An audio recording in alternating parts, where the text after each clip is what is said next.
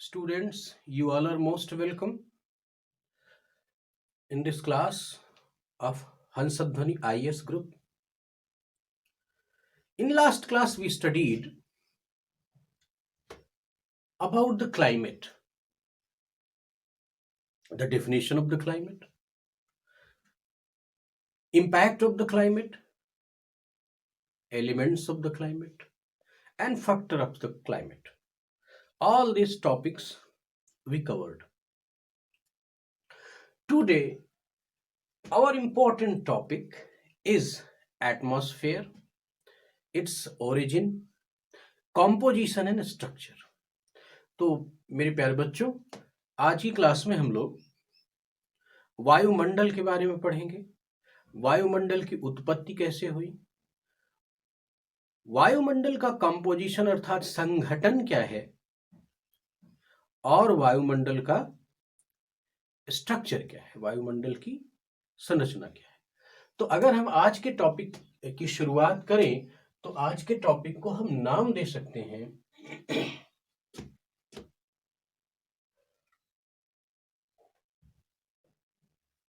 वायुमंडल। तो इस वायुमंडल में यानी इसको हम लोग एटमॉस्फेयर बोलते हैं। इस एटमॉस्फेयर में हम किन किन टॉपिक्स को कवर करेंगे, एक जनरल स्केलेटन उसका तैयार करते हैं। सबसे पहले देखेंगे कि क्या है, अर्थात वायुमंडल क्या है, व्हाट इज एटमॉस्फेयर, ये जानना जरूरी है। फिर हम उसके बाद देखेंगे स्टूडेंट्स वायुमंडल के अपने प्रभाव क्या है, वायुमंडल के कार्य क्या है। स्टूडेंट्स, मैं आपको ये बताना चाहूंगा कि किसी व्यक्ति के होने मात्र की उतनी वैल्यू नहीं है, बल्कि उसके द्वारा किए गए कार्यों से उसकी पहचान बनती है। तो इसी तरह से केवल वायुमंडल को अगर होना मान ले, only the presence of atmosphere, तो उसकी उतनी वैल्यूएशन नहीं है। हाँ, इसकी वैल्यूएशन कब बढ़ेगी, जब हम इसके कार्यों और इसके प्रभावों की बात करेंगे, अर्थात जब हम इस बात पर फोकस करेंगे कि एटमॉस्फेयर की वैल्यूएशंस क्या है। अगर एटमॉस्फेयर ना होता तो क्या होता, पृथ्वी की दशा दिशा क्या होती, मानव जीवन की स्थिति क्या होती। तो इस तरह से हम दूसरा जो बिंदु ले सकते हैं कि इसके प्रभाव अथवा कार्य की वायुमंडल में क्या क्या होता है। इसके बाद हम देखेंगे कि उसकी उत्पत्ति क्या है, इसकी ओरिजिन क्या है। ओरिजिन जानना स्टूडेंट्स बहुत जरूरी है।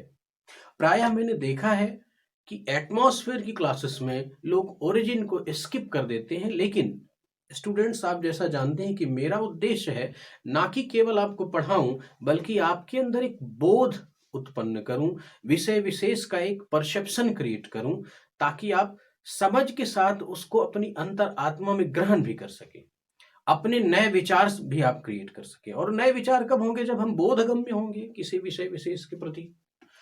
तो इसकी उत्पत्ति के साथ साथ हम फिर अगला जो चरण है हमारा कॉम्पोजिशन, अर्थात इसका जो संघटन है, संघटन अर्थात कॉम्पोजिशन, कॉम्पोजिशन ऑफ स्ट्रक्चर। और फिर हम देखेंगे इसकी संरचना, संरचना अर्थात स्ट्रक्चर।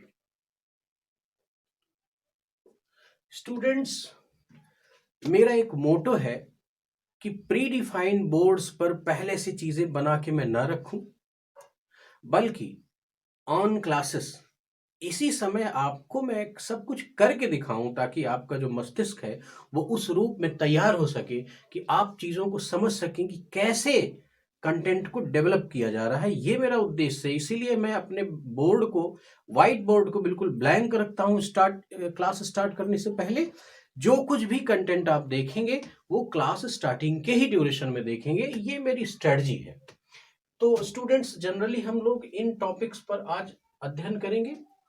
सबसे पहला विषय है कि वायुमंडल क्या है। एक एक विषय को हम लोग उठाएंगे और इसके आलोक में आज की क्लास को हम मेंटेन करेंगे। वायुमंडल क्या है, इसको समझने से पहले हम लोग एक पृथ्वी बनाते हैं। मान लीजिए हमारी पृथ्वी है, इसका इक्वेटोरियल रीजन हो गया आप इसको पोलरिजन भी कर सकते हैं। ध्यान रहे कि ये अपने अक्ष पर 23.5 डिग्री झुकी हुई है, लेकिन ये एक अंडरस्टूड विषय है इसलिए इसको ड्रॉ करने की जरूरत नहीं है, लेकिन आप चाहें तो समझ भी सकते हैं। अब इस पृथ्वी के चारों तरफ वायु का एक आवरण है, लेकिन कैसी वायु का आवरण है? तो विभिन्न प्रकार की मिश्रित वायुओं का आवरण है। और ये जो मिश्रित प्रकार का आवरण है, ये पृथ्वी के गुरुत्वाकर्षण के कारण पृथ्वी पर एक दाब आरोपित करता है। चूंकि इस आवरण में वायु की प्रधानता है, इसलिए हम इसको क्या कहते हैं? वायुमंडल कहते हैं। स्टूडेंट्स इस बात को समझें, जब मंडल शब्द आता है, वायुमंडल में हम देखें कि वायु और मंडल यहां पर दो शब्द आए हैं। मंडल का मतलब क्या है? जैसे ही हम मंडल शब्द की विवेचना अगर करें तो पाते हैं कि उस क्षेत्र में जिस चीज का वो मंडल है, अर्थात उसकी उपस्थिति दूर दूर तक है, बहुत अधिक मात्रा में, there is a plenty of a particular thing, तो वो मंडल हो गया। तो अगर हम देखें कि वायुमंडल, इसका मतलब कि एक ऐसा स्फेयर, एक ऐसा क्षेत्र जहां पर वायु की उपस्थिति दूर दूर तक फैली है। अच्छा स्टूडेंट्स, आपको ध्यान में रखना होगा कि पृथ्वी पर ही मानव जीवन है और मानव जीवन की उपस्थिति के लिए महत्वपूर्ण कारक में वायुमंडल भी है, जलमंडल भी है और हमारा स्थल मंडल भी है। इन तीनों का अगर हम एक कंबाइन स्ट्रक्चर जब तैयार करते हैं तब हमें पता चलता है कि जैव मंडल की उत्पत्ति होती है। अर्थात हम ये चीज अगर यहां पर कह दें कि ये जैव मंडल, अर्थात एक ऐसा स्फेयर जहां पर जीवन है, जहां पर जीवन की उपस्थिति संभव है, दैट इज द जैव मंडल, बायोस्फेयर। अब ये बायोस्फेयर अर्थात जीवन की उत्पत्ति के लिए कारक जो अन्य तीन मंडल हैं वो हमारे क्या हो सकते हैं? तो हम अगर इसको स्ट्रक्चराइज करें तो हम कहेंगे कि वायुमंडल, फिर हम कहेंगे कि जलमंडल। अगर हम जलमंडल को जैव मंडल से हटा नहीं सकते, अर्थात ये जलमंडल। अब वायु है और जल है, लेकिन उपस्थिति के लिए भी तो कोई आधार होना चाहिए और उसी आधार को हम लोग क्या बोलते हैं? स्थल मंडल। स्थल मंडल, वायुमंडल, जल मंडल तीनों जब मिलेंगे तो हमारा जैव मंडल निर्मित होगा। तो ध्यान रहे कि रहने के लिए आधार हो, अर्थात जैसे ये धरती मां है, पीने के लिए जल हो और जीने के लिए वायु हो, तभी जीवन संभव है।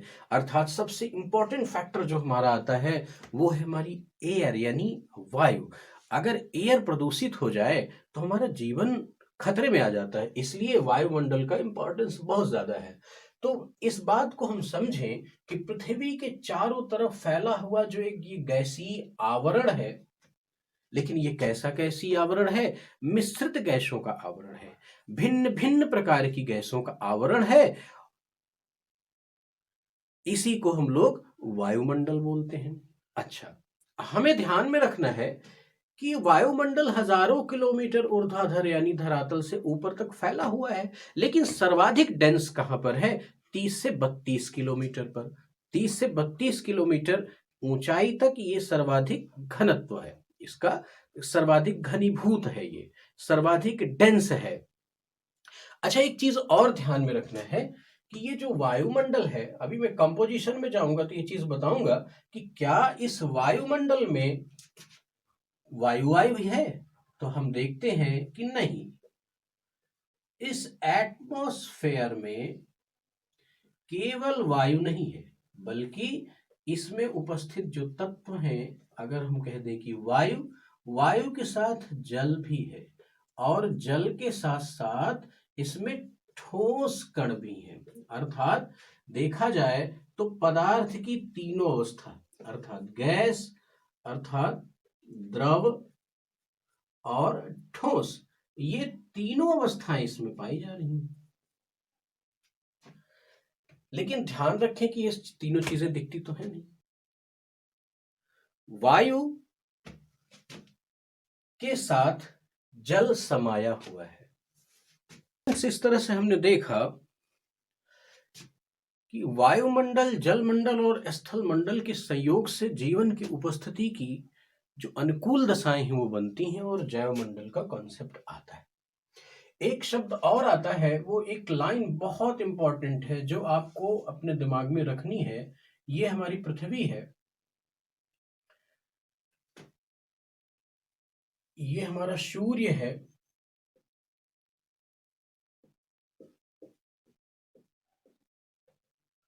और सोलर रेडिएशंस हमारी पृथ्वी में आते हैं।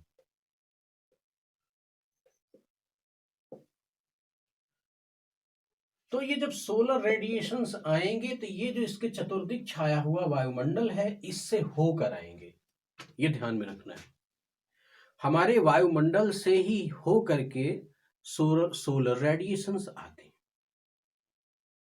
तो हमारा वायुमंडल क्या उसको, उस आते हुए सोलर रेडिएशंस को ग्रहण करता है? नहीं, मिनिमम, बहुत कम मात्रा में ग्रहण करता है। अर्थात ये हम कह सकते हैं कि हमारा वायुमंडल सौरिक विकिरण के लिए पारगम्य है, यानी ट्रांसपेरेंट है। तब फिर और क्या होता है, ये कह सकते हैं कि पृथ्वी इन सोलर रेडिएशंस को होल्ड करती है। एक हीटिंग प्रोसेस होता है, ये एक सेपरेट टॉपिक है, जब उस पर हम चलेंगे तो इसकी पूरी गंभीर चर्चा करूंगा। यहां पर केवल एक मैं इंट्रो आपको दूंगा। और फिर ये ग्रहण की हुई ऊष्मा ऊर्जा को वायुमंडल में निष्कासित करता है, ये पृथ्वी फिर हमारा छोड़ देती है। इसको हम लोग लॉन्ग वेव कहते हैं। सोलर रेडिएशंस जो आते हैं ये शॉर्ट वेव होते हैं, लघु तरंगीय सौरिक विकिरण कहा जाता है। दीर्घ तरंगीय पार्थिव विकिरण अर्थात लॉन्ग वेव टेरेस्ट्रियल रेडिएशंस होता है। इसके माध्यम से ये ऊर्जा को मुक्त करती है, और जब ऊर्जा को मुक्त करती है तभी हमारा वायुमंडल गर्म होता है। इसलिए ये एक लाइन और बनती है कि हमारा वायुमंडल पार्थिव विकिरण के लिए अपारगम्य है। तो इस तरह से माय डियर स्टूडेंट्स हमने एक बात देखी कि वायुमंडल हमारा क्या है। अब हम लोग दूसरी बिंदु की ओर चलते हैं। वो क्या है? वायुमंडल के प्रभाव अर्थात वायुमंडल के कार्य क्या है। वायुमंडल अगर है तो कुछ ना कुछ वो इम्पैक्ट देगा। ऐसा तो नहीं है कि उसके होने के पीछे कोई रीजन नहीं था। हाँ, उसके होने के पीछे there is a sophisticated logic behind the presence of atmosphere. सबसे पहली बात आपको देखना है कि हमारी पृथ्वी में दाब की संरचना, दाब की उपस्थिति किसकी वजह से है? वायुमंडल की वजह से। प्रेशर, जब हम साइंस पढ़ेंगे तो हमने देखा है कि एक प्रश्न बनता है, अक्सर ये कहा जाता है कि अंतरिक्ष में अगर हम फाउंटेन पेन को खोल दें या लेके जाएं तो क्या होगा? उसकी स्याही फैल जाएगी। ये हम लोग पढ़ते चले आ रहे हैं। ऐसा क्यों है?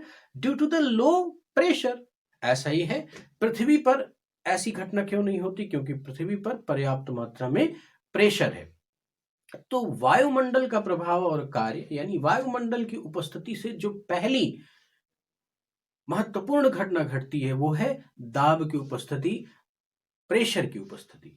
अब देखें, धरातल से हम जैसे जैसे ऊंचाई पर जाते चले जाएंगे, अगर मैं इसको पृथ्वी मानूं तो इसके जैसे जैसे हम ऊपर जाएंगे, ये पूरा हमारा वायुमंडल है, एटमॉस्फेयर है।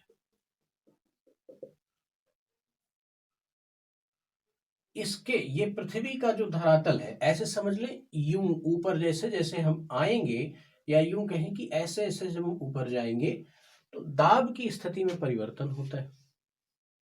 ध्यान रहे कि ये हम अक्षांशीय गमन नहीं कर रहे हैं। 0 डिग्री से भूमध्य रेखीय क्षेत्र से पोलर रीजन की ओर हम गमन नहीं कर रहे हैं, बल्कि पृथ्वी के धरातल में ऊर्ध्वाधर ऊंचाई की ओर जब हम गमन करते हैं तो हमने देखा कि वायुदाब की कमी हो जाती है। अर्थात अच्छा, एक बात समझना है कि ऊंचाई पर जाने में, अगर मैं ऐसे इसको इंडिकेट कर दूं, ऊंचाई में जाने में वायुदाब हमारा कम हो जाता है। ऊंचाई पर जाने में वायु दाब कम हो जाता है। तो क्यों कम होने लगता है, ये भी एक बात है। दरअसल वायु दाब का संबंध वायु के प्रसार और संकुचन से है। जब एक ऐसी वायुमंडलीय दशा प्राप्त होती है जहां पर वायु अत्यधिक घनीभूत होती है, डेंस होती है, तो उस स्थिति में वायु दाब अधिक होगा। जब वायु का प्रसार होगा तो ऐसी स्थिति में वायु दाब में कमी आएगी। वायु दाब की उपस्थिति के बाद, यानी अगर मैं यहां पर कहूं कि हमारा जो दूसरा टॉपिक है उसको हम इस तरह से स्ट्रक्चराइज करें कि जो प्रभाव है वह कार्य किसका, वायुमंडल का। तो इसमें हमने एक जो पहली चीज देखी वो क्या वायुमंडल की वजह से है, दाब की उपस्थिति। फिर हम दूसरी चीज देखेंगे कि पवन, पवन का प्रवाह दाब की उपस्थिति की वजह से है। और दाब में आने वाले जो परिवर्तन है, अर्थात दाब की जो प्रवणता है, अर्थात जो प्रेशर ग्रेडियंट्स है, उसकी वजह से पवन का प्रवाह होता है। यूं कहें कि पवन का प्रवाह उच्च वायुदाब से निम्न वायुदाब की ओर होता है। अच्छा, इस बात को समझें, ये जो हवा चलती है, जो पवन प्रवाह है, ये हमें महसूस कब होता है, जब उसमें गति आती है। और गति कब आती है कि जैसे मान लीजिए एक कोई भी एक अपना रीजन हम ले लेते हैं, इस पृथ्वी का कोई एक क्षेत्र ले लेते हैं।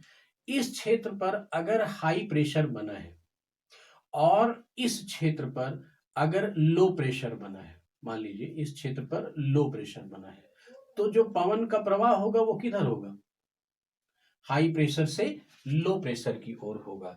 यही नियम अप्लाई होता है। तो इस तरह से हम कह सकते हैं कि वायुमंडलीय प्रभाव क्या है, पवन का प्रवाह। तीसरी इंपॉर्टेंट बात हमने देखा है कि हमारी जो वायुमंडल यानी एटमॉस्फेरिक फेनोमेना है, उसमें क्या है, प्रेसिपिटेशन अर्थात वर्षा। ये वर्षा भी वायुमंडल की वजह से है, क्योंकि यदि वायुमंडल ना हो तो जलवाष्प नहीं होगी। जलवाष्प अर्थात आर्द्रता अर्थात ह्यूमिडिटी अगर ना हो तो संघनन नहीं होगा, और संघनन ना स्थिति में बादल नहीं बनेंगे और फिर वर्षा नहीं होगी। अर्थात ये हम कह सकते हैं कि इसके प्रभाव कार्यों में वर्षा की उपस्थिति भी वायुमंडल की देन है। फिर दूसरी अगली इंपॉर्टेंट एक बात है जो कि परिणाम है किसका, वायुमंडल का, वो है तापन, टेम्परेचर। ध्यान रहे कि आपको लगता है कि सूर्य से हमें टेम्परेचर मिल रहा है, ये बात ठीक है, लेकिन केवल सूर्य इसमें जिम्मेदार नहीं है। अगर हम वायुमंडल को हटा दें तो टेम्परेचर हमें महसूस नहीं होगा, ये ध्यान रखना है। और जो पृथ्वी का औसत तापमान है, पृथ्वी में जीवन की उपस्थिति के पीछे यह भी एक बहुत बड़ा कारण है कि पृथ्वी का जो तापांतर है वो औसत दर्जे का है। अन्य ग्रहों का तापांतर बहुत अधिक है। इस तापांतर से आशय हमारा क्या है कि दिन के समय में ताप अत्यधिक मात्रा में बढ़ जाए और रात के समय में अत्यधिक कम हो जाए, तो ऐसी दशा में भी जीवन संभव नहीं होगा। लेकिन पृथ्वी में ऐसा नहीं है। पृथ्वी में जीवन इसीलिए संभव है कि तापन की प्रक्रिया के लिए भी वायुमंडल जिम्मेदार है। इस बात को अभी मैंने आपको ये बात समझाई, यही बात बिल्कुल समझाई कि जो पार्थिव विकिरण है अर्थात पृथ्वी से निकलने वाला जो रेडिएशन है, उससे हमारा वायुमंडल गर्म होता है। तो इस तरह से हमारा एक एवरेज टेम्परेचर बना रहता है। अगर मैं एक प्री के एग्जाम के पॉइंट ऑफ व्यू से एक डेटा आपके सामने रखूं तो 35 डिग्री जो औसत तापमान हमारी पृथ्वी का है वो हमारे जीवन की उपस्थिति के लिए एक इक्विलिब्रियम स्टेट है, 35 डिग्री। अभी हम लोग जो आगे पढ़ेंगे, जब एटमॉस्फेरिक हीटिंग में पढ़ाऊंगा, तो वायुमंडल में उपस्थित विभिन्न गैसों के कारण हरित गृह प्रभाव होता है, ग्रीन हाउसेस इफेक्ट होते हैं, जिसका टेम्परेचर से बहुत गहरा संबंध है। लेकिन हमें डिस्ट्रैक्ट नहीं होना है, टॉपिक वाइज हमें आगे बढ़ना है। अब अगली एक इस पॉइंट को हम यहां लिख सकते हैं कि तापन की प्रक्रिया वायुमंडल की देन है। फिर एक चीज है कि जल चक्र। आपने देखा होगा कि जल के विभिन्न स्रोत पृथ्वी पर हैं और इनसे वाष्पीकरण की प्रक्रिया के द्वारा जल वाष्प ऊपर जाती हैं अर्थात वायुमंडल में जाती हैं, फिर वहां पर रुद्धोष्म शीतलन प्रक्रिया, एडियाबैटिक कूलिंग, ये टर्म मैंने अभी इसको आपको इंट्रोड्यूस किया, इसका डिटेल आगे करूंगा। उसके माध्यम से बादलों का निर्माण होता है अर्थात संघनन होगा, बादलों का निर्माण होगा और वर्षा होगी। तो ये जो वर्षा है ये क्यों हुई, हमने यहां पर देखा due to the presence of atmosphere, और फिर वर्षा के बाद जल स्रोतों पर जल फिर से आ गया। तो इसका मतलब जल का एक चक्र बना, और ये जो जल चक्र की उपस्थिति है ये किसकी देन है, वायुमंडल की देन है। अब देखें, आंधी, तूफान, चक्रवात और प्रतिचक्रवात, इनकी उपस्थिति भी वायुमंडल की वजह से है। अगर हमारा वायुमंडल नहीं होता तो ये सारी चीजें नहीं होती। एक और महत्वपूर्ण बात आप देखें, प्रकाश संश्लेषण की क्रिया, अर्थात हम अगर यहाँ पर ये कह दें कि एटमॉस्फेरिक डिस्टर्बेंसेस भी हैं, अब हम लोग बोले कि जो फोटोसिंथेसिस की प्रक्रिया है, फोटोसिंथेसिस की प्रक्रिया से ही पादप वर्ग है और पादप वर्ग की वजह से हमारा जीवन है। तो इसका मतलब फोटोसिंथेसिस प्रोसेस में वायुमंडल का रोल कैसे है, क्योंकि वायुमंडल में ही कार्बन डाइऑक्साइड की उपस्थिति है और नाइट्रोजन की उपस्थिति है। फोटोसिंथेसिस प्रक्रिया में कार्बन डाइऑक्साइड से भोजन बनाते हैं, पृथ्वी से खनिज लेते हैं, नाइट्रोजन लेते हैं, प्रोटीन बनता है, ये सारी प्रक्रियाएं होती हैं जिससे पादप वर्ग का अस्तित्व होता है। अर्थात हम ये कह सकते हैं कि वायुमंडल की वजह से ही फोटोसिंथेसिस प्रक्रिया है, जिसकी वजह से पादप वर्ग का अस्तित्व है और हमारा भी अस्तित्व है उन्हीं पादप वर्गों पर। आगे अगर हम देखें तो वायुमंडल की एक और विशेषता ये है, एक और इसका प्रभाव है, इसका इम्पैक्ट है कि वायुमंडल के परे, बियॉन्ड अवर एटमॉस्फेयर, बहुत सारे कॉस्मिक पिंड हैं, बहुत सारे उल्का पिंड इत्यादि जिनको हम लोग बोलते हैं। ये छोटे छोटे पिंड पृथ्वी के वायुमंडल में आकर्षित होकर पृथ्वी के धरातल की ओर आगे बढ़ते रहते हैं, और यदि ये पृथ्वी पर गिरे तो ये हमारे लिए हानिकारक होंगे। तो एक ये भी महत्वपूर्ण बनता है कि उल्का आदि पिंडों के विरुद्ध जो प्रतिरोधात्मक शक्ति है हमारी पृथ्वी की, वो किसकी वजह से है, वो वायुमंडल की वजह से। अर्थात बहुत सारे उल्का पिंड जब हमारे पृथ्वी के वायुमंडल में प्रवेश करते हैं तो घर्षण से जल के नष्ट हो जाते हैं, क्योंकि वायु है, वायु से घर्षण होता है। अगर वायु नहीं है तो घर्षण नहीं होगा, घर्षण नहीं होगा तो वो जलेंगे नहीं, पृथ्वी पर गिरेंगे और हमें नुकसान पहुंचाएंगे। इस तरह से हम देखते हैं कि उल्का आदि पिंडों का जो नाश है, उल्का आदि पिंडों का जो नाश है, उसके लिए भी वायुमंडल हमारा जिम्मेदार है। अब कुछ भौतिक प्रक्रियाएं भी यहां पर होती हैं। अब हम देखें, जैसे ही सूर्योदय और सूर्यास्त का समय आता है तो एक नैनाभिराम सा दृश्य हमारे सामने आता है। ये नैनाभिराम दृश्य, सूर्य का आभा मंडल, सूर्य का ये नैनाभिराम दृश्य सूर्यास्त और सूर्योदय के समय किसकी वजह से होता है, ये वायुमंडल की उपस्थिति की वजह से होता है। विज्ञान जिसको प्रकीर्णन की प्रक्रिया कहती है, अर्थात प्रकाश प्रकीर्णन की प्रक्रिया, प्रकीर्णन की प्रक्रिया भी वायुमंडल की उपस्थिति की ही वजह से है। फिर हमने देखा कि हमारा विज्ञान कहता है कि विवर्तन, अपवर्तन और परावर्तन जैसी प्रक्रियाएं इस वायुमंडल में होती हैं। अर्थात प्रकाश का विवर्तन, इन द सेंस जब साइंस हम लोग पढ़ेंगे तो उस पर देखेंगे कि प्रकाश की किरणें सीधी चलते हुए भी अगर सामने कोई अवरोध है तो मुड़ जाती हैं। अर्थात जहां पर सीधे प्रकाश की किरण नहीं जाती, उसके अलावा भी बहुत सारे क्षेत्र हैं, उसके अलावा भी चारों तरफ के क्षेत्र प्रकाशित होते हैं। इस घटना, ये कौन सी घटना है, ये विवर्तन की घटना है। प्रकाश का विवर्तन, प्रकाश का अपवर्तन और प्रकाश का परावर्तन इत्यादि प्रक्रिया भी वायुमंडल की उपस्थिति की वजह से ही है। इस तरह से स्टूडेंट्स हमने देखा कि इसका दूसरा टॉपिक वायुमंडल के प्रभाव और कार्य क्या है। अब हम लोग इसके तीसरे टॉपिक की ओर चलते हैं, जिसका नाम है origin of atmosphere. Origin of atmosphere. वायुमंडल की उत्पत्ति।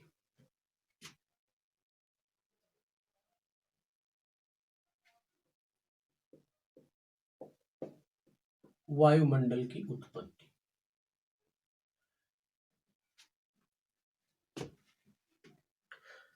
वायुमंडल की उत्पत्ति के संबंध में जो भूगोलवेत्ताओं के विचार रहे वो दो तरह के रहे। एक एक्सोजेनिक रीजन्स रहे, एक एंडोजेनिक रीजन रहे। एक्सोजेनिक रीजन शास्त्रीय सिद्धांतों और मान्यताओं पर आधारित होने की वजह से नकार दिए गए।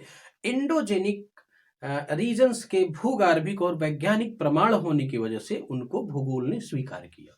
एक्सोजेनिक क्या कहता है, अर्थात ब्रह्मांड की प्रारंभिक अवस्था में पृथ्वी बहुत तेजी से अपने अक्ष पर और अपनी कक्षा पर घूम रही थी और उस समय अंतरिक्ष से वायुमंडल को ग्रहण कर रही थी। लेकिन तब ऐसा तो कुछ था ही नहीं, तब केवल स्पेस था, इसलिए इसको मानना ठीक नहीं है। एक एक्सोजेनिक थ्योरी के अंदर दूसरा सिद्धांत दिया गया कि बहुत सारे आकाशीय पिंड पृथ्वी से आके टकरा रहे थे और उनके टक्कर से ऊष्मा ऊर्जा निकल रही थी और उस ऊष्मा ऊर्जा से प्रारंभिक वायुमंडल का निर्माण हो रहा था। लेकिन यह भी वैज्ञानिक साक्ष्यों के आधार पर इस चीज को भी नकार दिया गया। वैज्ञानिक साक्ष्यों के आधार पर भूगोल विषय ने जिस सिद्धांत को स्वीकार किया उसको हम लोग इंडोजेनिक थ्योरी बोलते हैं। अंतरजातीय बलों के कारण, अंतरजातीय घटना क्रम के कारण हमारे वायुमंडल का निर्माण हुआ है। इस अंतरजातीय का क्या मतलब है? अंतरजातीय यानी इंडोजेनिक फोर्सेस, अर्थात पृथ्वी के अंदर लगने वाले बल और उसके अंदर होने वाली कुछ घटनाओं की वजह से हमारे वायुमंडल का निर्माण होता है। तो स्टूडेंट्स, आपको इस बात को ध्यान में रखना होगा कि इसकी उत्पत्ति कई सारे चरणों में विभक्त है, लेकिन इन चरणों को जानने से पहले एक स्ट्रक्चर हमें समझना बहुत जरूरी है। ये हमारी पृथ्वी है, मान लीजिए ये हमारी पृथ्वी है, इसका इक्वेटोरियल रीजन हुआ।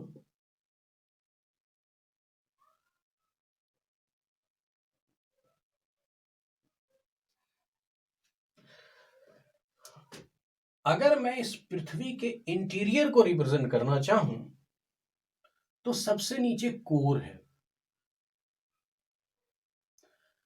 सबसे ऊपर क्रस्ट है, क्रस्ट के बाद मेंटल है और मेंटल के बाद कोर है। ये हमारा क्रस्ट का क्षेत्र हुआ।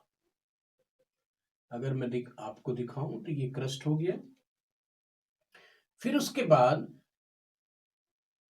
ये मेंटल का क्षेत्र हुआ बीच का, इसमें और सारे स्ट्रक्चर्स हैं, लेकिन ये पृथ्वी के इंटीरियर स्ट्रक्चर के टॉपिक्स पर मैं आपको स्पष्ट करूंगा क्योंकि टॉपिक से डिस्ट्रैक्शन नहीं होना चाहिए। ये हमारा कोर है। तो इस कोर और क्रस्ट के बीच में बहुत सारी संवहनिक धाराएं चलती हैं जिनको हम लोग हॉट प्लूम्स बोलते हैं। और ये संवहनिक धाराएं क्या करती हैं, अपने साथ मैग्मा, जो गलित गर्म हाई टेम्परेचर का मैग्मा है, उसको अपने साथ लेके चलती हैं। अब जब ये अपने साथ लेके चलेंगी तो ये इस क्रस्ट से टकराएंगी। जब क्रस्ट से टकराएंगी तो क्रस्टल थिनिंग की एक्टिविटीज होगी, अर्थात इस क्रस्ट को काटेंगी, धीरे धीरे काटेंगी और पहले ये मुड़ती भी चली जाएंगी और इसको काटती चली जाएंगी। एक ऐसा समय आएगा कि यहां पर ये पूरी तरह से क्रस्ट को काट करके यहां का जो द्रवित हाई टेम्परेचर का मैग्मा है वो बाहर निकलेगा। और जब ये बाहर निकलेगा तो जबरदस्त मात्रा में धूल कण, राख कण और जलवाष्प निश्रित होंगे और इन जलवाष्पों के मिश्रण से बादलों का निर्माण होगा।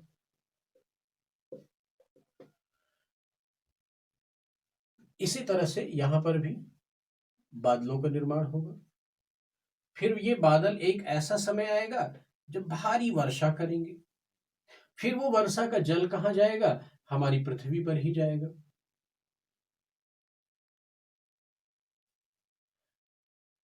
इससे होगा क्या, इस प्रक्रिया को हम थोड़ा सा गंभीरता से समझते हैं। जब ये संवहनिक धाराएं पृथ्वी के भूगार्भिक क्षेत्र से बहुत सारी गैसें और जलवाष्प को ऊपर लेके जाती हैं तो वो गैसें धीरे धीरे वायुमंडल में जमा होना शुरू हो जाती हैं। इस प्रक्रिया को ही हम लोग आरंभिक वायुमंडल का निर्माण बोलते हैं। इसको हम लोग आरंभिक वायुमंडल का निर्माण, अर्थात इसको हम लोग चरण पहला, फर्स्ट फेज का नाम लेते हैं। ये पहले चरण की घटना है। उसके बाद क्या होगा, गैसों का अस्तित्व हमारी पृथ्वी के चतुर्दिक हो गया। लेकिन आज जो गैसों का कॉम्पोजिशन है, अभी वो टॉपिक आ ही रहा है, हम लोग उस पर डिस्कस करेंगे कि आज वर्तमान समय में वायुमंडल में जो गैसों की उपस्थिति तब तो ऐसा न रहा होगा, जिसका प्रोपोर्शनल डिस्ट्रीब्यूशन है वो इस आधार पर पहले तो न रहा होगा। तो दूसरा जो चरण हमारा चला उसको हम लोग बोलते हैं कि वायुमंडल का विकास, वायुमंडल के विकास का चरण, अर्थात एक डेवलपमेंट फेज हुई। जो डेवलपमेंट फेज है उसमें क्या हुआ,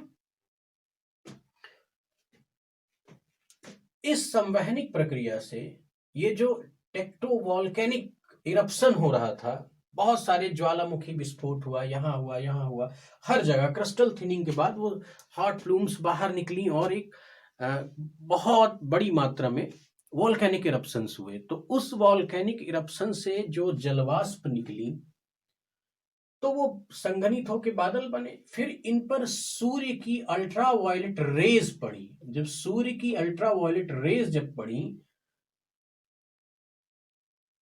तो ये हाइड्रोजन और ऑक्सीजन में टूट गया। ऑक्सीजन हमारी भारी थी जो धरातल के नीचे आ गई। ध्यान रखना है बच्चों की बिना ऑक्सीजन की उपस्थिति से जीवन की उपस्थिति संभव नहीं है। और हाइड्रोजन हल्की थी जो ऊपर की ओर चली गई।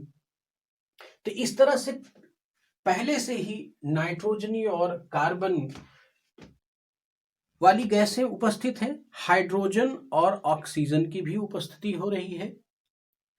अब ऑक्सीजन और कार्बन के निर्माण से ऑक्सीजन मिल गई, कार्बन पहले से है, इनकी वजह से हमारा क्या हुआ, कार्बन डाइऑक्साइड की उपस्थिति वायुमंडल में होती है। इस तरह से oxygen, carbon dioxide, hydrogen, nitrogen इत्यादि गैसों की उपस्थिति यहां पर हमारे वायुमंडल में व्याप्त होती है। तो ये जो सेकेंड फेज है हमारा, इसी को हम लोग वायुमंडल के विकास का चरण, ध्यान रखें स्पेस कम इसलिए मैंने वायु डैश कर दिया पॉइंट, अर्थात वायुमंडल समझे इसको, वायुमंडल के विकास का चरण। अब वायुमंडल के विकास के चरण में कार्बन डाइऑक्साइड का निर्माण तो हो गया, लेकिन ये वायुमंडल में बहुत ज्यादा मात्रा में पाई जा रही है। और अगर ये बहुत अधिक मात्रा में है तो जीव जंतुओं का जीवन संभव नहीं है। तो प्रकृति की ऐसी संरचना है कि एक तीसरा चरण प्रारंभ होता है। इस तीसरे चरण का जो नामकरण दिया गया वो दिया गया जैव वायुमंडल। जैव वायुमंडल के निर्माण का चरण, ये जैव वायुमंडल के निर्माण के चरण में क्या हुआ, स्टूडेंट्स ध्यान से समझेंगे। इन बादलों से भारी वर्षा होती है और पृथ्वी का शीतलीकरण होता है। जब पृथ्वी का शीतलीकरण होता है, पानी ऊपर से आ रहा है, अभी भी पृथ्वी गर्म है, तो ऐसी स्थिति में गर्म तल पर बारिश हो रही है तो फिर से गर्म तल क्या करेगा, वैपोरेट कर देगा, लेकिन जहां पर पानी गिरेगा वो तल ठंडा हो जाएगा। और जब कोई गर्म तल ठंडा होता है तो उसमें संकुचन होगा, तरह तरह पर जगह जगह पर संकुचन हुए तो कुछ छिछले स्थान रहे जहां पर पानी हमारा भर गया, सागरों का निर्माण हुआ। कुछ ऊंचे स्थान रहे जहां पानी नहीं भर गया, महाद्वीपों का निर्माण हुआ। परंतु इनके ज्योग्राफिकल प्रिंसिपल्स अलग हैं, वो हम लोग जियोमॉर्फोलॉजी के अलग टॉपिक में देखेंगे। लेकिन अभी हमें यहां पर यह देखना है कि अभी जीवन नहीं आया है। तो जीवन कैसे आएगा, जब वायुमंडलीय गैसों का अनुपात ठीक ठीक हो जाए, तो वायुमंडलीय गैसों के अनुपात को ठीक करने के लिए परमात्मा ने क्या किया? उसने पादप प्लवकों को जन्म दिया। पादप प्लवक कहाँ जन्म लिए? छिछले सागरीय क्षेत्रों में। सागरीय क्षेत्रों में अर्थात महासागरीय क्षेत्रों में, अब जो चाहे वो कह ले, इन जगहों पर पादप प्लवकों का आविर्भाव हुआ और इन पादप प्लवकों ने प्रकाश संश्लेषण की प्रक्रिया प्रारंभ कर दी। और इस प्रकाश संश्लेषण की प्रक्रिया में ध्यान रहे, ये हमारा जो चरण है वो कौन सा है? जैव वायुमंडल के निर्माण का चरण। इस पादप प्लवकों द्वारा होने वाली प्रकाश संश्लेषण की क्रिया में वायुमंडल में व्याप्त अधिक मात्रा में कार्बन डाइऑक्साइड का अवशोषण हुआ और उनके द्वारा ऑक्सीजन उत्सर्जित की गई। इस तरह से कार्बन डाइऑक्साइड का शोषण हुआ और ऑक्सीजन का उत्सर्जन हुआ, तो वायुमंडल में इन दोनों गैसों का एक बैलेंस निर्मित हो गया। एक बैलेंस निर्मित हो गया। तो जब ऑक्सीजन और कार्बन डाइऑक्साइड का बैलेंस निर्मित होगा तभी जीवन की उत्पत्ति आएगी। और इसी प्रक्रम में नाइट्रोजन की भी स्थिति में परिवर्तन आया, उसको भी प्रकृति ने बैलेंस कर दिया और इस तरह से जीवन के आविर्भाव का समय था और जैव वायुमंडल के निर्माण का चरण हुआ। फिर अगले चौथे चरण को हम लोग आधुनिक, यानी जो हमारा आधुनिक वायुमंडल है इसके निर्माण के चरण को आधुनिक वायुमंडल निर्माण का चरण ये बोला गया। अर्थात वायुमंडल में रासायनिक अभिक्रियाओं की प्रक्रिया से पादप जीव जंतुओं की उपस्थिति के लिए आवश्यक जो कंपोजिशन है वो निर्मित हुआ और उसका निर्माण ही हमारा चौथा चरण है, आधुनिक वायुमंडल के निर्माण का चरण। लेकिन इस चरण के बाद भी मानव की उत्पत्ति से लेकर 10,000 साल पहले तक या और नजदीक आ जाएं 5,000 साल वर्षों तक प्रकृति और मानव के बीच में एक अद्भुत संयोग रहा, एक अद्भुत सामंजस्य रहा, जिसकी वजह से किसी भी तरह का नेचुरल डिस्टर्बेंसेस नहीं हुआ। लेकिन बाद के समय में जब मानवीय सभ्यता अपने चरम पर पहुंची और फिर डेवलपमेंट की तरह तरह की प्रक्रियाएं, उसमें इंडस्ट्रियलाइजेशन हुआ और मानव अपने आप को प्रकृति का स्वामी समझने लगा, तो मानव की इन गतिविधियों से प्रकृति और मानव के बीच के संबंधों में असंतुलन पैदा हो गया और दोनों के मध्य सह अस्तित्व में खतरा उत्पन्न हो गया। और ऐसी दशा में बहुत सारे नेचुरल डिजास्टर्स का जन्म होता है, जो कि एक सेपरेट टॉपिक है, उसको हम लोग वहां पर कवर करेंगे। इस तरह से इन 4 चरणों की आवश्यक प्रक्रिया द्वारा हमारे वायुमंडल की उत्पत्ति होती है और इसका विकास होता है। स्टूडेंट्स, इसके बाद जो हमारा अगला चरण है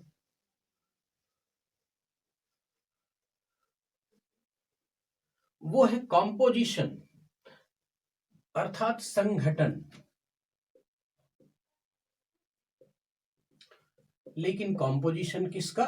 हमारे एटमॉस्फेयर का, कॉम्पोजिशन ऑफ एटमॉस्फेयर। ध्यान रहे कि सबसे पहले समझना है कि इस कॉम्पोजिशन अर्थात संघटन से हमारा आशय क्या है। इस संघटन या कॉम्पोजिशन से हमारा आशय क्या है? इससे हमारा आशय है कि पृथ्वी के वायुमंडल में प्रति आयतन इकाई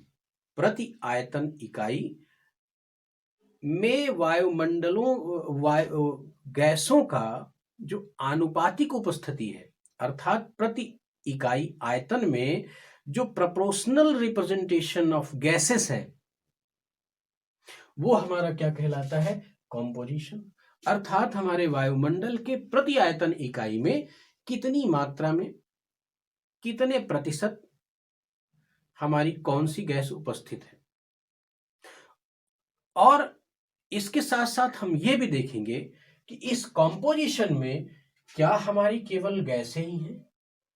तो सामने आंसर निकल के आता है कि नहीं, इसमें हमने देखा, अब इसके पहले मैंने क्लासेस में यही चर्चा की है, लेकिन फिर समझ लें कि इसमें हमारी गैसें हैं और द्रव अर्थात जल वाष्प, इसके साथ ठोस तत्व भी विद्यमान है, जिनको हम लोग सस्पेंडेड पार्टिकल्स भी बोलते हैं, एरोसॉल के नाम से भी इनको जाना जाता है, और साधारण भाषा में हम बोलते हैं इनको धूल कण। लेकिन ये होते क्या है हम लोग आगे डिटेल करेंगे। अब हम इस कॉम्पोजिशन के पहले सेक्शन पर जाते हैं, अर्थात वायुमंडल में गैसों की उपस्थिति। जो ये गैसें हैं इनकी उपस्थिति वायुमंडल में क्या है, ये हम लोग देखते हैं। तो स्टूडेंट, वायुमंडल में सर्वाधिक उपस्थित गैस है नाइट्रोजन, सर्वाधिक प्रतिशत में भी और सर्वाधिक भार में भी है। उसके बाद है ऑक्सीजन, ऑक्सीजन के बाद है आर्गन, आर्गन के बाद है कार्बन डाइऑक्साइड, उसके बाद है हाइड्रोजन, फिर है हीलियम, फिर हमने देखा है कि नियॉन, क्रिप्टॉन, जिनॉन और ओजोन जैसी बहुत सी अक्रिय गैसें भी यहां पर पाई जाती है। अच्छा, एग्जाम की पॉइंट ऑफ व्यू से इस संदर्भ में जो इसका कंपोजिशन है, इसमें सबसे पहली जरूरत क्या है, तो हम देखते हैं कि नाइट्रोजन,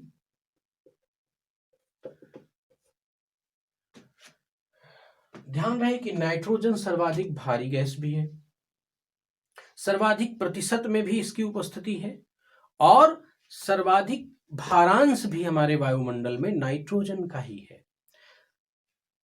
अगर मैं इस बात को लिखना चाहूं तो आप कह सकते हैं कि एक मैं आपको डेटा देता हूं कि नाइट्रोजन की जो उपस्थिति है वो लगभग 78.03% है।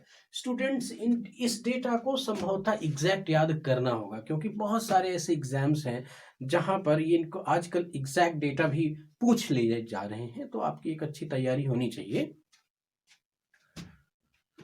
और ये ध्यान रखें कि ये इसकी उपस्थिति आनुपातिक उपस्थिति है, ये प्रोपोर्शनल रिप्रेजेंटेशन नाइट्रोजन का आपके एटमॉस्फेयर में है। लेकिन मैं अगर इसके भारांश की बात कर दूं, यहां पर अगर मैं भारांश की बात कर दूं, कुछ गैसों का भारांश इंपॉर्टेंट है, तो मैं इस चीज को आनुपातिक उपस्थिति कर दे रहा हूं।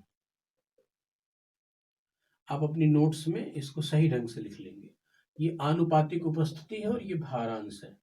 तो ये स्टूडेंट्स 75% भारांश, अर्थात वायुमंडल के संपूर्ण भार में, वायुमंडल के संपूर्ण भार में नाइट्रोजन का जो योगदान है वो है 75%। 75% का भारांश है। इसके बाद दूसरी इंपॉर्टेंट जो गैस है हमारी, नहीं स्टूडेंट्स, लगे हाथ में इसी समय आपको इसका डिटेल भी करता चलता हूं कि नाइट्रोजन की उपस्थिति भारांश के साथ साथ नाइट्रोजन का इंपॉर्टेंस क्या है। नाइट्रोजन का पहला इंपॉर्टेंस ये है कि ये ऑक्सीजन का डाइल्यूजन करती है, ऑक्सीजन का ये क्या करती है, डाइल्यूजन करती है, डाइल्यूजन करती है, किसका करती, ऑक्सीजन का, अर्थात ऑक्सीजन के को तनुकरण करती है, तनुकृत करती है, डाइल्यूट कर देती है। तो उससे क्या होगा, जो वायुमंडल में प्रज्वलन की प्रक्रिया है, अर्थात बर्निंग की, फायर बर्निंग की प्रक्रिया है, वो ऑक्सीजन पर निर्भर करती है। अगर ऑक्सीजन को डाइल्यूट नहीं किया जाएगा तो बर्निंग प्रोसेस पर कंट्रोल करना मुश्किल होगा, और उसको डाइल्यूट करने का सबसे पहला काम किसका है, नाइट्रोजन का। इसलिए इसका बहुत इंपॉर्टेंस है।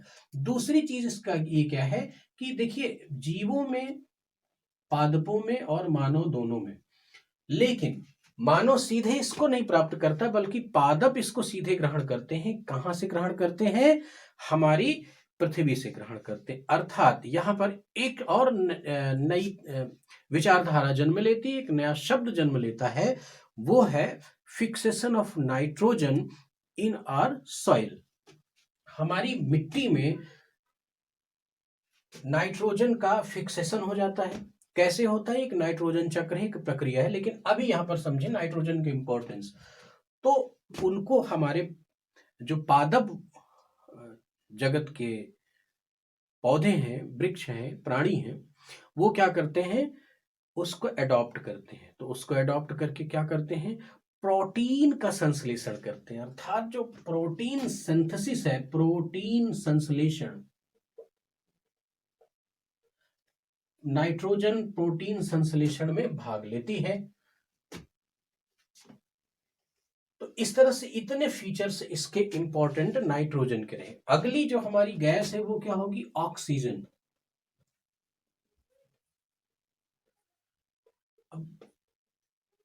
मेरे प्यारे बच्चों, ऑक्सीजन के बारे में आप बेहतर ही जानते होंगे।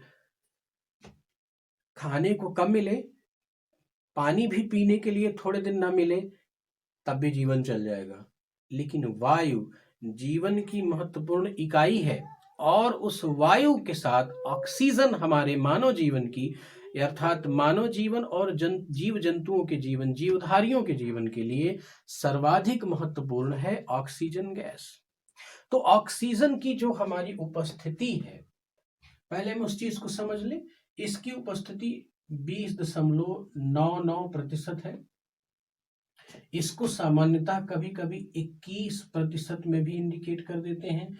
लेकिन आप दोनों डेटास को अपने दिमाग में रखें, पता नहीं कब कौन सी चीजें पूछ लेता है प्री के पॉइंट ऑफ व्यू से, तो दोनों तैयारी आपकी होनी चाहिए। लेकिन अगर हम भारांश के पॉइंट ऑफ व्यू से देखें तो तकरीबन 23% इसका भारांश हमारे वायुमंडल के संपूर्ण भार में है। अच्छा, अब इसके अगले फंक्शंस क्या है हमारे वायुमंडल में? ये तो पता ही है कि जीवन की महत्वपूर्ण इकाई है।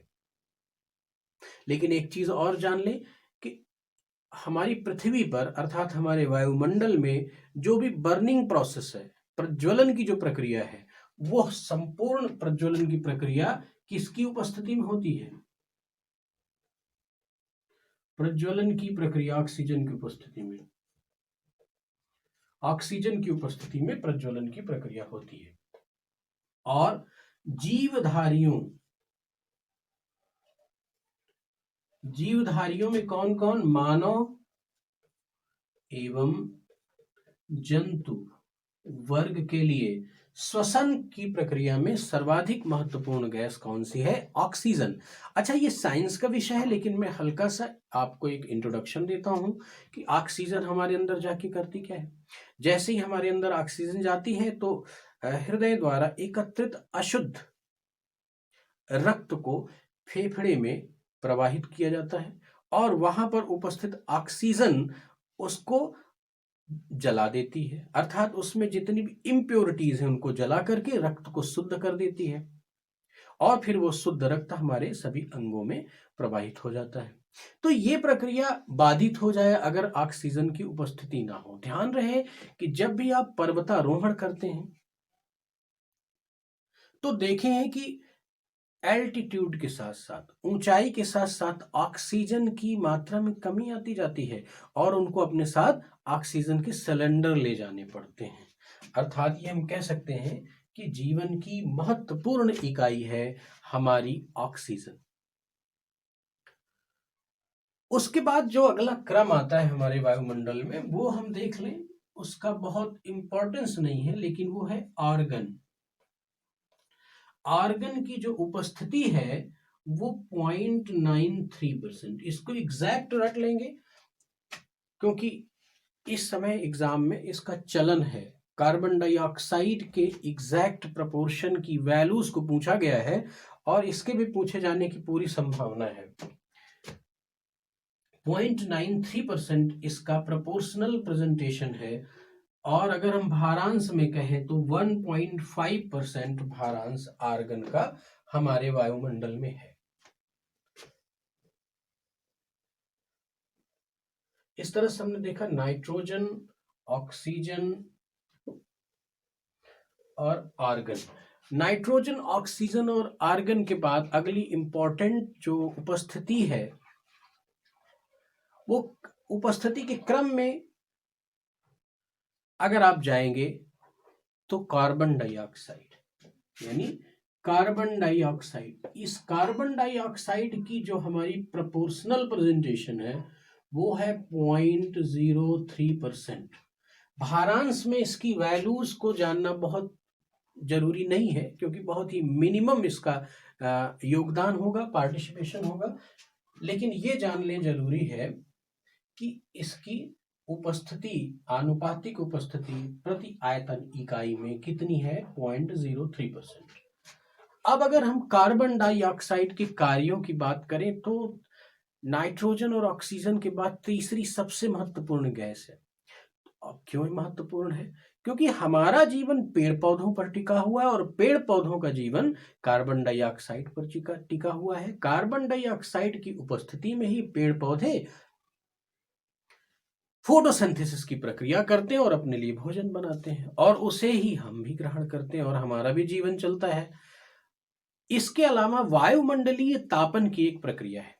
वायुमंडल में एक हरित गृह प्रभाव की स्थिति आती है। वो हम लोग जब एटमॉस्फेरिक हीटिंग में जाएंगे तो मैं उसको डिटेल में चर्चा करूंगा, लेकिन आप ऐसे समझ लें, वायुमंडल का जो एवरेज टेम्परेचर बना है वो कार्बन डाइऑक्साइड जैसी कुछ गैसों की वजह से बना है, और जिसमें कार्बन डाइऑक्साइड का सर्वाधिक योगदान। ये गैस करती क्या है? जो पार्थिव विकिरण होता है, अभी इसी टॉपिक में पीछे हमने देखा है, जो पार्थिव विकिरण होता है उसकी बहुत सारी मात्रा को कार्बन डाइऑक्साइड वायुमंडल में रोक देती है, और वायुमंडल में जो रोकती है उसी वजह से तो वायुमंडल हमारा एक एवरेज टेम्परेचर पर हीट रहता है। अदरवाइज पूरा जो पार्थिव विकिरण है हमारा फिर से विसर्जित हो जाएगा, एक साथ इंस्टेंट सडन अगर विसर्जित हो जाए तो टेम्परेचर नहीं रहेगा। लेकिन जीवन की उपस्थिति के लिए एक औसत दर्जे की गर्मी भी आवश्यक है, ठंडी भी आवश्यक है, और बरसात भी आवश्यक है। तो इस तरह से हमारी पृथ्वी पर हरित गृह प्रभाव देने की जिम्मेदारी भी किसकी है? कार्बन डाइऑक्साइड की है। अर्थात ये कह सकते हैं कि वायुमंडलीय ताप स्थिरता में सर्वाधिक योगदान कार्बन डाइऑक्साइड का है। लेकिन ध्यान रखें कि आज इंडस्ट्रियलाइजेशन बढ़ा है, दहन की प्रक्रिया बढ़ी है, यानी जो फ्यूल्स बर्निंग है उनकी वजह से वायुमंडल में कार्बन डाइऑक्साइड का अनुपात प्रभावित हुआ है। जब अनुपात प्रभावित हुआ है तो इससे ग्लोबल वार्मिंग जैसी स्थिति क्रिएट हुई है। क्यों? कि जब कार्बन डाइऑक्साइड की मात्रा बढ़ जाएगी तो जो हमारा पार्थिव विकिरण है, टेरेस्ट्रियल रेडिएशन है, वो ज्यादा मात्रा में रोक देगी। जब ज्यादा मात्रा में रोकेगी तो हमारे वायुमंडल में अत्यधिक गर्मी होगी, और इसी को हम लोग ग्लोबल वार्मिंग कहेंगे। क्योंकि ये वार्मिंग, ये जो गर्मी है, ये स्थान विशेष पर नहीं है, ये पूरी पृथ्वी के सराउंडिंग है, इसलिए इसे ग्लोबल वार्मिंग कहा गया। इस ग्लोबल वार्मिंग का बहुत बड़ा इम्पैक्ट है एक नेचुरल डिजास्टर के रूप में। वो वहां का टॉपिक है, इसकी डिटेल चर्चा मैं वहां करूंगा। लेकिन ये कह सकते हैं कि तीसरी महत्वपूर्ण गैस कार्बन डाई होने के साथ साथ यदि इसकी उपस्थिति हमारे वायुमंडल में बढ़ जाए तो मानव जीवन के लिए यह खतरा भी हो सकती है। उसके बाद स्टूडेंट्स हम लोग देखते हैं अगली जो हमारी इंपॉर्टेंट गैस है वो है ओजोन। इस ओजोन को हम लोग O3 के नाम से भी जानते हैं। ओजोन का निर्माण ऑक्सीजन के 3 अणुओं से होता है, और इसकी जो मात्रा है ओजोन की हमारे वायुमंडल में मात्रा भले ही बहुत कम हो, लेकिन इसका इंपॉर्टेंस अन्य गैसों से कम नहीं है।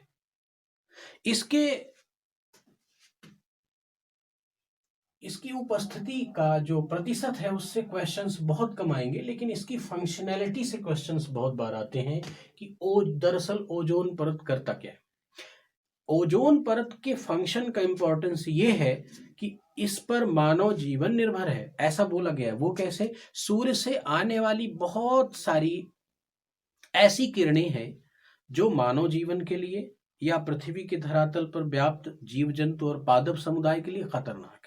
उनमें से एक है हमारी अल्ट्रा वायलेट किरणें, अर्थात अल्ट्रा वायलेट किरणें इन किरणों को हमारे धरातल पर आने से रोकती है। कौन? ओजोन। इसलिए इसका बहुत ही महत्वपूर्ण योगदान हो जाता है। आगे देखेंगे कि जब हम स्ट्रेटिफिकेशन ऑफ यानी स्ट्रक्चर ऑफ एटमॉस्फेयर पढ़ेंगे तो वहां पर देखेंगे कि समताप मंडल में ओजोन की उपस्थिति पाई जाती है, अर्थात ओजोन परत पाई जाती है। सर्वाधिक 20 से 35 किलोमीटर के क्षेत्र में अत्यधिक डेंस होती है ओजोन। ओजोन परत का जो क्षरण है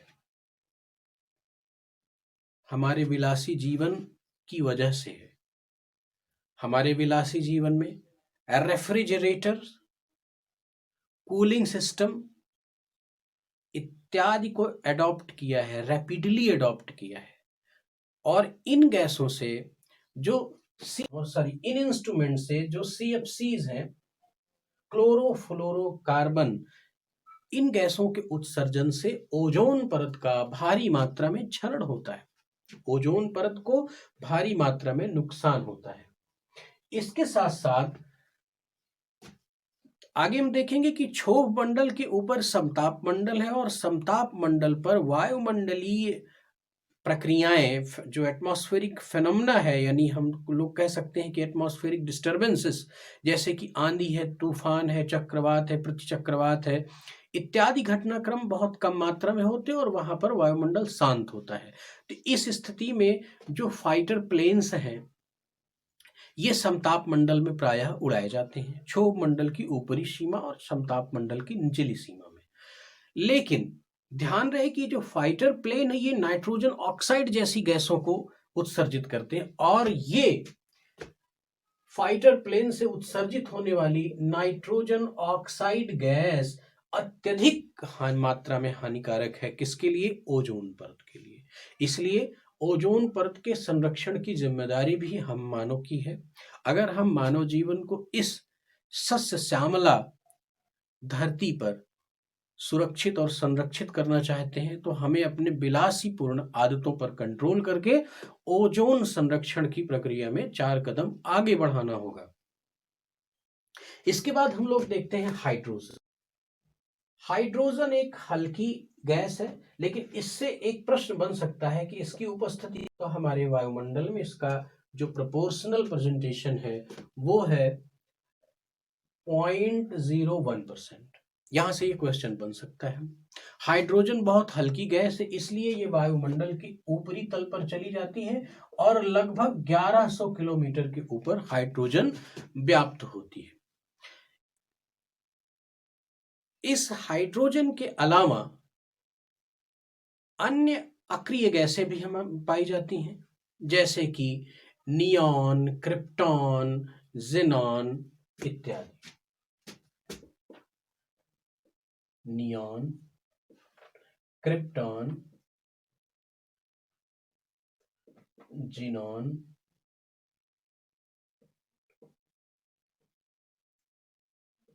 आदि, इन गैसों की भी उपस्थिति हमारे वायुमंडल में होती है। इस तरह से हमने अपने कॉम्पोजिशन ऑफ एटमॉस्फेयर के टॉपिक पर पहली बात देखी, जिसका नाम है गैसेस, अर्थात जो गैसों का संगठन है, कॉम्पोजिशन है, वो हमने देखा। लेकिन दूसरी महत्वपूर्ण बात है कि केवल गैसें नहीं है बल्कि और क्या है? जलवाष्प। जलवाष्प की, वाटर वेपर की भी उपस्थिति पाई जाती है।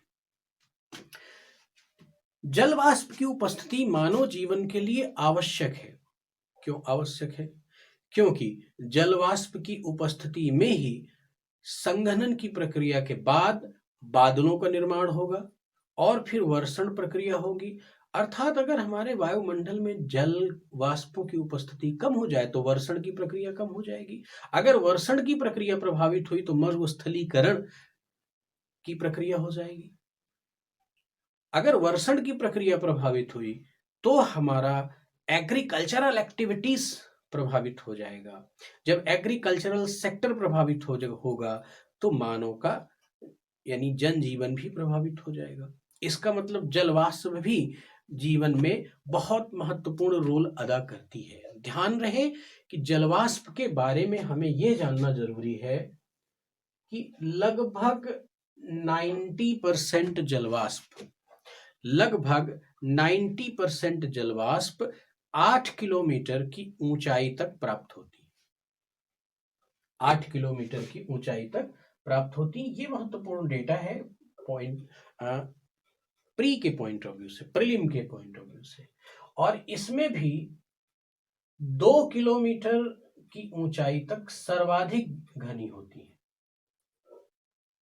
सर्वाधिक घनी होती है 2 किलोमीटर की ऊंचाई तक। स्टूडेंट्स, इस बात को थोड़ा सा समझना कि जलवाष्प की जो मानक उपस्थिति है उस पर प्रश्न बनते हैं। जो स्टैंडर्ड है, स्टैंडर्ड प्रेजेंटेशन है, रिप्रेजेंटेशन है हमारे वायुमंडल में, वो कितनी है? उष्ण और उष्णार्ध प्रदेश अर्थात ट्रॉपिकल या सब ट्रॉपिकल जो हमारे रीजन्स हैं, यानी ट्रॉपिकल या सब ट्रॉपिकल रीजन्स में इनकी उपस्थिति 4% एक मानक उपस्थिति मानी गई है। और उसके बाद जो फ्रिज्ड जोन है अर्थात शीत कटिबंधीय क्षेत्र है, इन फ्रिज्ड जोन में 1% जलवाष्प की उपस्थिति को मानक माना गया है। जलवाष्प हमारी पृथ्वी में हरित गृह प्रभावों में भी सहयोग देती है। हरित गृह प्रभाव क्या है मैंने अभी आपको बताया, आगे चल के हम इसका डिटेल स्टडी भी करेंगे कि जो पार्थिव विकिरण है उसकी कुछ मात्रा को कुछ गैसें या कुछ तत्व, तो उन गैसों के अलावा अगले तत्व क्या है हमारी ये जलवाष्प, ये क्या करती हैं? रोक देती हैं, जिससे हमारा वायुमंडल गर्म रहता है और हमारी उपस्थिति के अनुकूल रहेगा। तो अगर वायुमंडल में जलवाष्प की अधिकता हो जाए, अगर हमारे वायुमंडल में जलवाष्प की अधिकता हो जाए तो थोड़ा सा नुकसान होगा। क्या नुकसान होगा? हम ये कह सकते हैं कि हर समय जलवाष्प की उपस्थिति मानव जीवन के लिए उपयोगी ही नहीं है। अगर इसकी मात्रा अधिक हो जाए तो ये हमारे लिए अनुपयोगी भी हो सकती है। और वो क्या है? वो है हरित गृह प्रभाव, अर्थात हरित गृह प्रभाव बढ़ जाएगा, ग्रीन हाउस इफेक्ट बढ़ जाएगा, हमारे पृथ्वी का टेम्परेचर बढ़ जाएगा। और अगर हमारा पृथ्वी का टेम्परेचर बढ़ा तो बहुत सारे डिजास्टर्स होंगे। और जिसमें सबसे बड़ी चिंता का विषय है वो है जो आर्कटिक और अंटार्कटिक क्षेत्र पर जमी हुई हिमटोपियां हैं, वो पिघल करके समुद्र के जल स्तर को बढ़ा देंगी। जब समुद्र का जल स्तर बढ़ जाएगा तो बहुत सारे छोटे छोटे द्वीप सागर के तल में समा जाएंगे और महाद्वीपों पर भी खतरा मंडराने लगेगा। तो इस तरह से हमने देखा कि पार्थिव विकिरण को जलवाष्प ग्रहण करके वायुमंडलीय तापन की प्रक्रिया में सहयोगी है। अब स्टूडेंट्स, हम अगली चर्चा करेंगे जलवाष्प के बाद धूल कण। धूल कण क्या है? हम ये कह सकते हैं कि वायुमंडल के संघटन में या in the composition of atmosphere solid particles exist. Not only gaseous and liquid existence is there, but there is existence of solid materials. तो वो solid materials क्या है? हमारे धूल कणों में राख के कण, धुएं के कण, पराग कण इत्यादि छोटे छोटे पार्टिकल्स हमारे वायुमंडल में एक निश्चित ऊंचाई तक तैरते रहते हैं। तो इनका लाभ क्या है? अगर ये ना हो तो हमारा नुकसान क्या है और इनकी उपस्थिति में लाभ क्या है? तो इनकी उपस्थिति में लाभ ये है कि ये हाइग्रोस्कोपिक न्यूक्ली की तरह काम करते हैं, ये आर्द्रता ग्राही नाभिक के रूप में काम करते हैं। इसका क्या मतलब हुआ? इसका मतलब ये हुआ कि जो वायुमंडल में हमारी उपस्थित जलवाष्प है, जब वो संघनित होती है तो किसके चारों तरफ संघनित होगी, उसका आधार क्या होगा? तो यही छोटे छोटे डस्ट पार्टिकल्स जो हमारे वायुमंडल में उपस्थित हैं, इनके चतुर्दिक हमारी जलवाष्प संघनित होती है। और इसी चीज के लिए हम इनका नामकरण देते हैं आर्द्रता ग्राही नाभिक, अर्थात हाइग्रोस्कोपिक न्यूक्लियस के नाम से जानते हैं। अगर इनको हटा लिया जाए तो क्या होगा, वर्षण की प्रक्रिया प्रभावित हो जाएगी। अगर हम आर्द्रताग्राही नाभिकों को हटा लें तो इसका मतलब क्या होगा, वर्षण की प्रक्रिया प्रभावी हो जाएगी।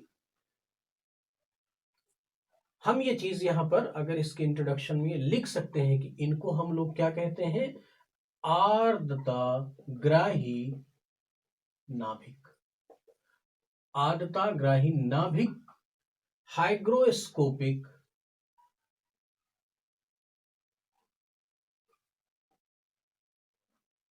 न्यूक्ली का रोल ये अदा करते हैं। अगर इनकी उपस्थिति समाप्त कर दी जाए तो हम क्या कहेंगे कि वर्षण की प्रक्रिया प्रभावित होगी।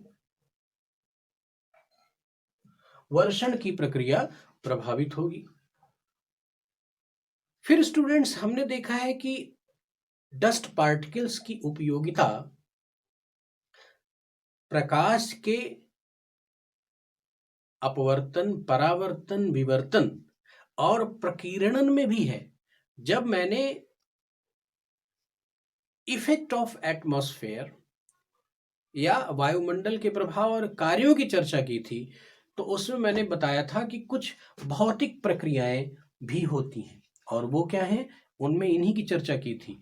तो क्षितिज पर सूर्य का उदय होने से पहले दिखना, लालिमा सूर्योदय और सूर्यास्त के समय, तारों का टिमटिमाना, आकाश का नीला दिखाई देना, ये सारे जो घटनाक्रम हैं ये किसकी उपस्थिति में है, डस्ट पार्टिकल की ही उपस्थिति में होते हैं।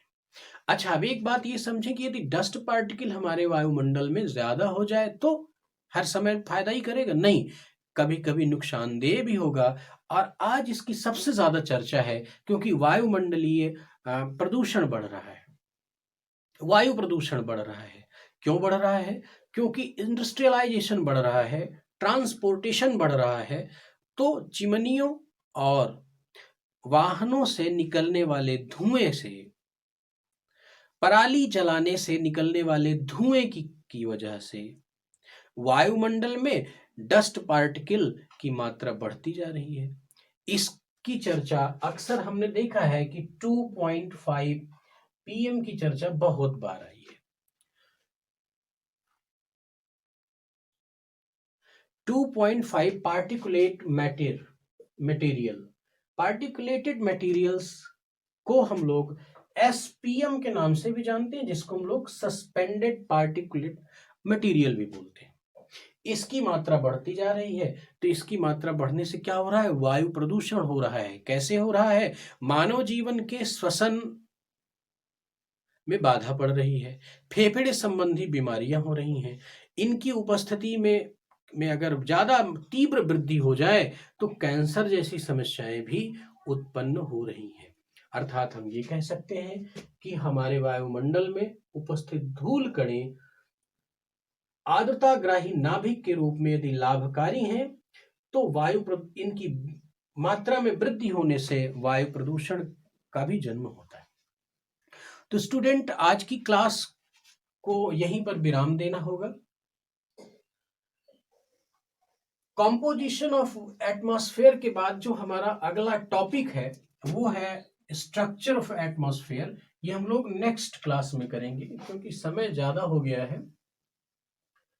लेकिन क्लास को स्टॉप करने से पहले, जैसे कि इस क्लास का नेचर है कि आपके लिए कुछ खास प्रश्न दिए जाते हैं और उन प्रश्न को अटेम्प्ट करना आपकी जिम्मेदारी होगी। संभवतः उन प्रश्नों का आकार प्रकार आपकी लेखन शैली में वृद्धि करेगा और उनका आधार यही क्लास ही होती है। इस क्लास से बियॉन्ड आपको कुछ सोचने की भी जरूरत नहीं पड़ेगी और वो प्रश्न हमारे साथ हो जाएंगे। अगर मैं आपको एक प्रश्न दूं,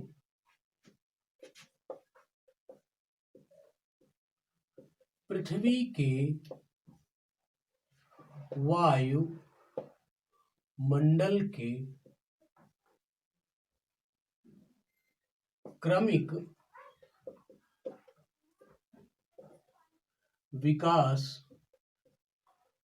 की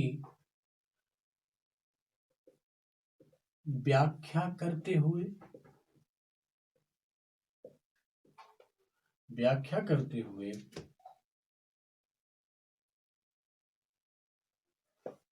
वायुमंडलीय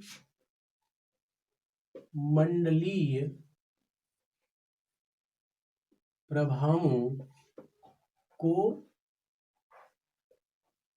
स्पष्ट करें।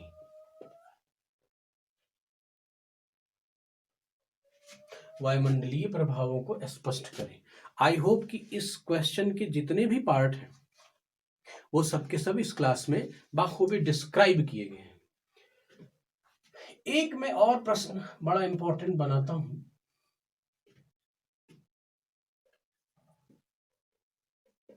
वर्तमान विकास की अंधाधुंध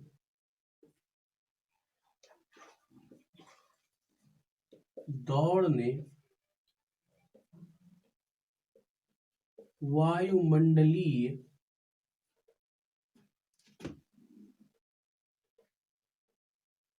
संघटन, ध्यान रखना है यहां पर ये शब्द क्या है, कॉम्पोजिशन, वायुमंडलीय संघटन को प्रभावित किया है। परिणाम स्वरूप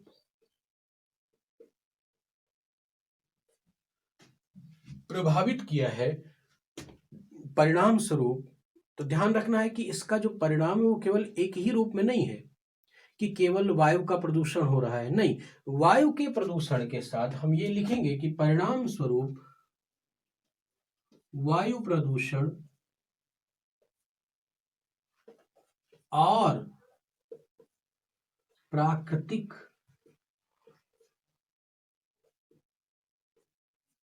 आपदा का सामना करना पड़ रहा है। ये एक प्रश्न है, इसके बाद स्पष्ट करें। तो स्टूडेंट्स, इस तरह से आज की क्लास इन दो महत्वपूर्ण प्रश्नों के साथ समाप्त होती है। आई होप कि आप अपनी तैयारी में पूरी तरह से तन्मय होंगे। बहुत बहुत धन्यवाद।